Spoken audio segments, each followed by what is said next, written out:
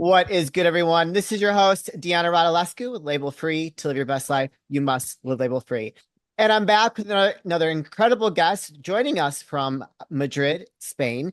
He is an executive coach, founder of an international training school in Three Brains Coaching and Leadership. He is the author of Unlocking the Power of Three Brain Intelligence. He's a visiting professor at IE Business School in Georgetown University. Please welcome Christoffel Sneijders. Christoffel, welcome to the show. Thank you so much. It's great to be in your show. Love to That be that was there. a So, mouthful. That was a mouthful. That was a lot. Like, how do you have yeah, time to do anything? um, I would say it's planning. Okay, and the good thing is I'm a visiting professor, so I'm not there full time. But Sure. it is you know you have a busy life. If you look at you, you have also a busy life. Yes. It is really planning, and when you have to be there, you're there. And when you have other time, you do other things. So Yeah. look, Yeah. I always think Leonardo da Vinci had 24 hours a day. And just imagine what Leonardo da Vinci did in his life. Yeah. Yeah. He never complained, oh, wow, I only have 24 hours. He just made it scheduled happening. Right, exactly. I agree. So I'm totally type A. Like I'm the best when I have a lot to do. So Yeah, I look at it like we only live this life once. So might yeah. as well take every opportunity that you can when it presents itself, and you'll figure it out. You'll figure out a way to make it work. So I love that. But I want to get into your book before we get into your book, Unlocking the Power of Three Brain Intelligence, a new approach to personal and professional growth. Let's talk about the journey to getting to writing this book and Yeah, all in your background, because you are a yeah, coach, an yeah, executive coach, yeah. and a professor. So tell us a little bit about how that unfolded for you. Say in 1 minute, 30 years ago, I started as coach and leadership training. And if I look back, most times 80% of all my clients had long-lasting change and 20% not. Okay. And it always frustrated me, so I learned a lot. Uh, I saw your story behind it. I got my burnout. I got a horrible divorce. Uh, Major got life also my changes. yeah. I was bullied at high school. Even got an open heart surgery because I had a Oh, wow. genetic malfunctioning heart valve that was not planned. Um, but anyhow, the burnout and the horrible divorce and all the fallout of it made me aware how I responded. And I think if I respond like this, and I'm already so smart, not, then I'm missing something. Yeah. And probably you heard so many times about it's all in your subconscious.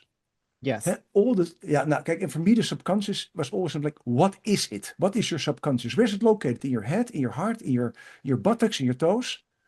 Nobody could give me an answer. Yeah. And somewhere 8 years ago, I really almost stumbled on, hey, bye. We have a heart brain and a gut brain in all my research. Because I did NLP, constellation, somatic therapy, and energy healing, Reiki, to learn how do we change. And when I came aware Yeah. we have three brains scientifically proven, and not by me, but by real professors, real doctors, real cardiologists, the light bulb went on. I think if they are brains, it means if they are a brain, they have a memory, they can make Yeah. decisions. And if we have three of them, probably they have different kind of objectives. So I dove into it. What are the neurotransmitters? What do they do? And I became aware our three brains actually have three different kind of roles. Our beautiful head, Yeah. with all the memories, like to predict. It's the only part that knows tomorrow and yesterday. So Okay. when we talk about what happened to us 20 years ago, your head knows. Your heart, now, where do you feel love? In your heart. Your heart Yeah. can release serotonin. It's all about bonding and connection. And when we are born, our survival depends if our parents or caregivers love us. If they don't take care of us, we're dead. Yeah, we're Right. totally useless as one day old. The heart is all about connection. Yes. And the gut, where also our immune system is located, is all about me, myself, and I. That's the most egocentric, achieving, winning brain. And it makes sense. One takes care of us, one takes care of all our surroundings, one thinks, okay, what is actually smart to do, not smart to do, what are the consequences of my actions? Those are the three. And when I came off that, I thought, okay, if I apply that now in my clinical hypnotherapy, psychotherapy training, if I embed it in my coaching, what will does it work? Yeah. And then somewhere it was like an eureka moment. I did not jump out of the bath naked like the Greek guy, but almost the same. And it's like, it works. Because the Yeah, moment you come aware, hey, a trauma is located in the heart or in the gut, and you start, or a leader likes to become, say, ABC, and it cannot push through that glass ceiling. right. And somewhere in the heart or in the gut is limiting belief.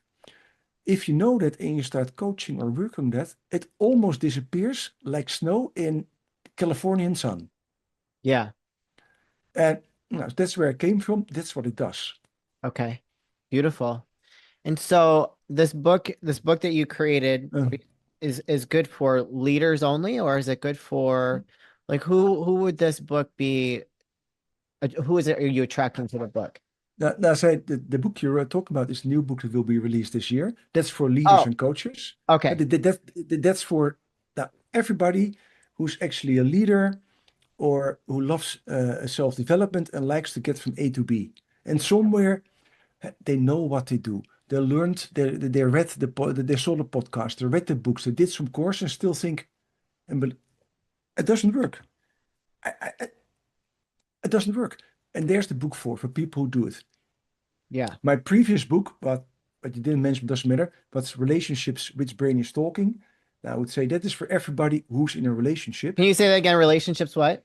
Uh, okay, I will show you. Oh yeah, there You we can go. read it. Relationship, which brain is taught? Oh, I like that. Yeah. So I like that's the the book. title.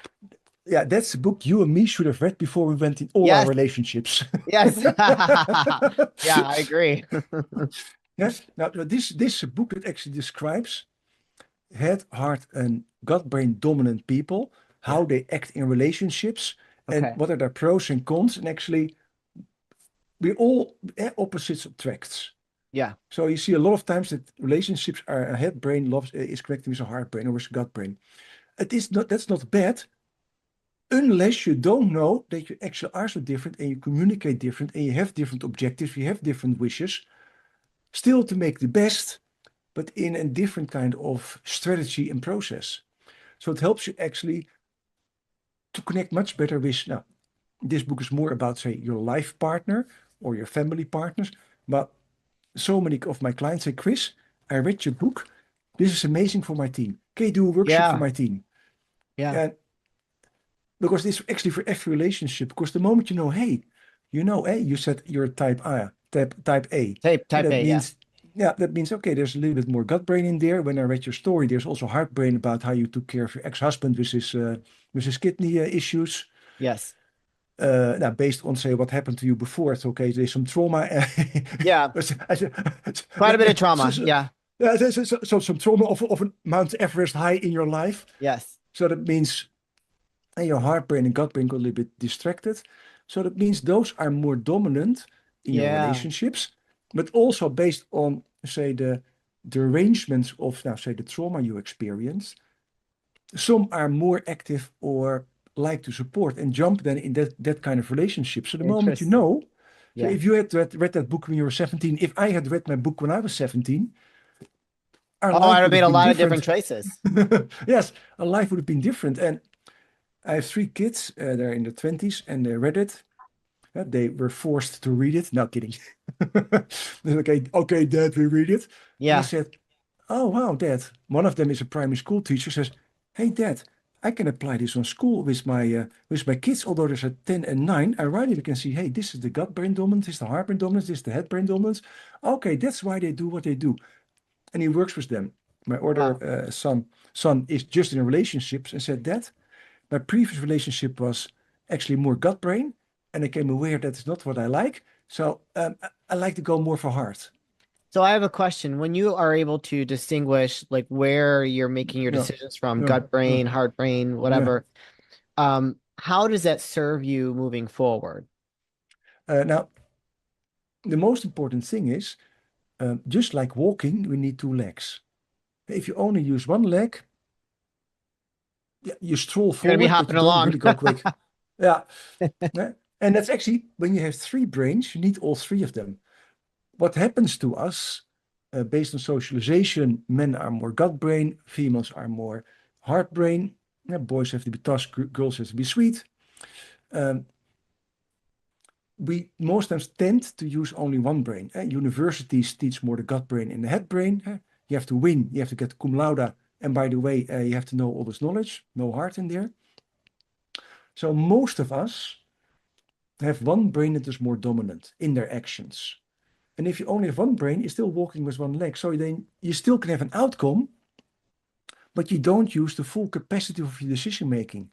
You don't signal actually what's happening. I coach a lot of leaders who are more dominant gut head. Sure. And most of them, they're more, to be honest, more men. And they achieve it. They became senior vice president, but somewhere the turnover in their teams are too high. They get the numbers, but it takes a lot of effort. There's a lot of pushing, a lot of fighting. Yeah. And if I'm like, Chris, in this case, I never become CEO, help me. And also the only thing they have to learn is actually how to bring the heart brain actually in their whole leadership style. This sounds easy, it's a little bit harder to do. And when they do that, you see a totally different style. People start enjoying the team. They don't skip to other teams anymore. They don't leave the company, and it happens. Now, the same with leaders who are more heart brain, who are you see a little bit more in middle management, or in government organizations, hospitals. Okay. They need to learn, say, okay, it's not all about, say, us. Sometimes you have to make hard decisions. Sometimes you have to just say yes and no. You cannot be beating around the bush all the times. Right. So I learned them actually to use all the three brains in decision making to come aware with what happens. Because otherwise it's always thinking if you only think about gut, it's about I like to achieve, I like to win, I like to do. As a sportsman or sportswoman, it's amazing. Right. And Jos Verstappen from the Formula One needs that. Right. At the other hand, he needs a heart to work with his whole team that supports the Formula One. Sure. So he needs both. Why is he 3 times already world champion? Because he actually uses both. And his head to do all the steering and all the other kind of stuff. You see the minor gods in these things, they use most times only 1 or 2 of them. Okay. Yeah. That makes sense. And then how do you, I mean, I'm sure it explains it in your book, but how do you learn to have all 3 of those brains working together so that you are making, I mean, is that possible? Do people ever achieve that? Absolutely. Okay. Why? When you were born and I were born, we were almost perfectly perfect. All the 3 brains were working. We were screaming when we needed to eat. We were screaming when our diaper needed change. We could give a smile to our mom to take care of us. And now our head came later in. We started to learn all kind of things. So most of us, when we are born, we're perfect. Right. And then the world screws us up. And the world screws us up. I couldn't have said it better. So we learn actually coping mechanisms. It is almost like to make a comparison. If you play tennis, and I played some years tennis when I was young, you train actually one arm. And in one moment, one arm is more than the other arm. You train actually, you get one arm stronger. Now, when the world screws us up, as you say, actually one of our brains gets more trained and becomes bigger and stronger and becomes dominant. We can train the other brains again because actually brain plasticity shows actually that they can grow, they can change, they can learn because that's all what they do.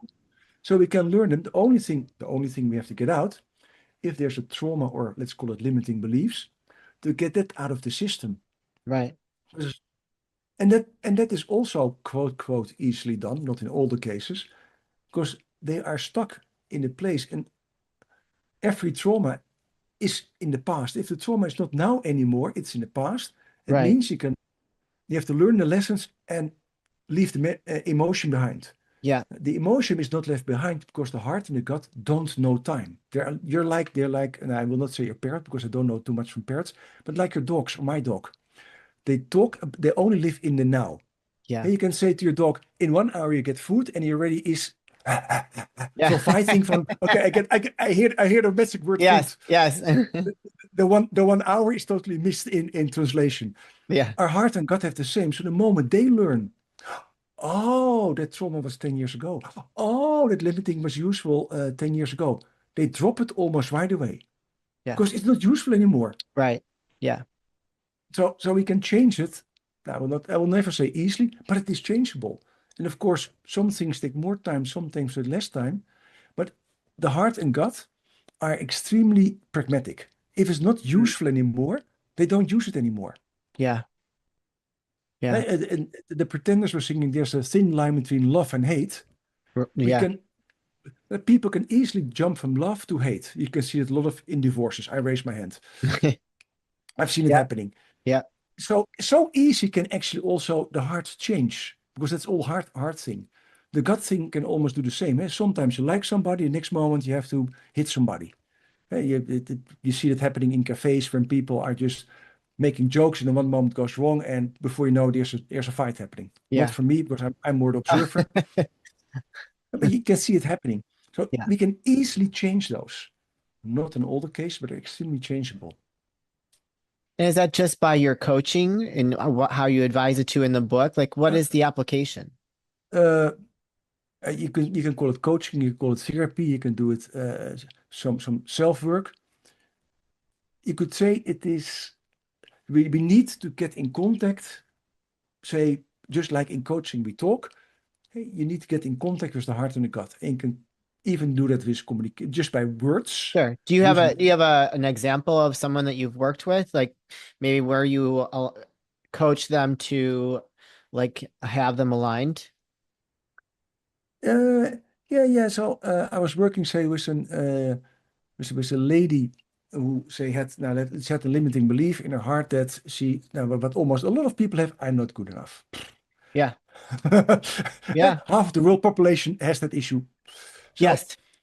and of course, I just asked her, hey, where did you learn that? From whom did you learn, say, actually, there is conditional love? Because that's most times the reason. Be a good girl, take care of your brother. Be a good girl, wear your nice dress. Be a good girl, don't make your dress dirty. Be a good girl, etc. So she was actually educated. Be a good girl, and then you have to do this. It was never, Yeah. you're a good girl, and I don't care. You make your dress dirty, who cares? You're still a good girl. Right. So that's a heart brain issue, that limiting belief. So she always had the idea, I have to perform, I have to do something to be good. So she was over achieving, over producing, over pleasing, over caretaking. Uh, oh, hitting burnout now multiple times. And just by miracle, every time could net bounce back, net didn't fall in a burnout. Because he's so in the coaching, and it was talk coaching, we connected actually with actually from whom she learned it, and it was actually her dad. She loves her dad dearly, but her dad was like that. Her Yeah. mom was a little bit supporting that. So in the coaching, you could almost call it inner child work, but it is not totally this. You bring actually the father in, not physically or whatever, but say Right. Right. Right. Right. in a way that he can change actually the narrative. Because Yeah. Okay. for whom we learned it, because we learned it to please somebody. Sure. So she learned it to please her dad. So Yeah. from whom she learned it, her dad also has to unlearn it. So the heart has to hear actually from her dad, Yeah. you're good enough. Now, that is what you could call a somatic hypnotherapy, That's what I coaching was gonna kind, say, something like that. Yeah. NLP, Gestalt therapy kind of way. It is actually because I learned all of what I just said, I learned them. It is all brought together because it is not a logical thing because the head knows I'm good enough. The Right. heart doesn't know. So it's not something. So we like to bring the person from the head actually to an you could say in an alpha state, in a state that actually they can connect with the heart, they can connect with the gut. You can do it by breathing or other kind of things. So they feel it. So then when that communication is happening between that and the heart, and not Yeah. inner child with the heart, it happens. And Okay. we did that exercise and it was actually in my training of three brain coaches. She was a highly experienced coach, 20 years experience. And I did it as a demonstration because we Yeah. had to learn this modality. Right.